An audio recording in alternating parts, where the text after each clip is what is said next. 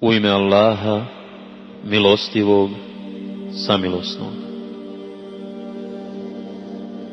Tako mi oni koji se jedan za drugim šalju, pa kao vihor hite,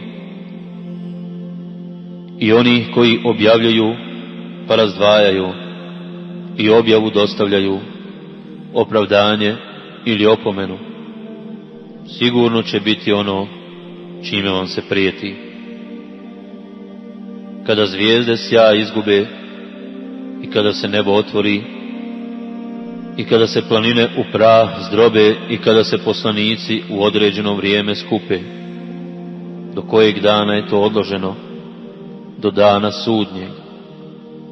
A znaš li ti šta je dan sudnji? Teško toga dana poricateljima. Zar mi nismo drevne narode uništili i poslije njih i one koji su za njima dolazili? Isto tako ćemo sa svim griješnicima postupiti. Teško toga dana poricateljima. Zar vas od neznatne tekućine ne stvaramo, koju na pouzdano mjesto stavljamo do roka određenog? Takva je naša moć. A kako smo mi samomoćni? Teško toga dana poricateljima. Zar mi nismo učinili zemlju sabiralištem živih i mrtvih i na njoj nepomične visoke planine postavili? I zar vam mi ne dajemo da slatku vodu pijete?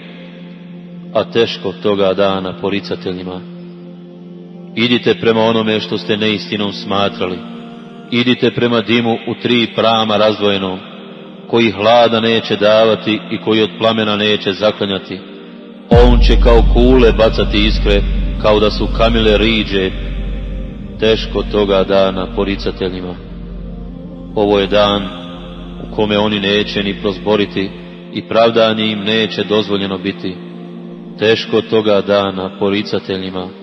Ovo je dan sudnji, i vas i narode drevne ćemo sakupiti, pa ako se lukavstvom kakvim budete znali poslužiti, dovijte se protiv mene. Teško toga dana poricateljima. Oni koji su se Allaha bojali, bit će među izvorima u gustim bašćama i među voćem koje budu željeli.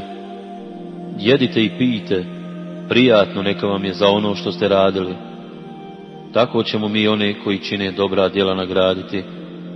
Teško toga dana poricateljima.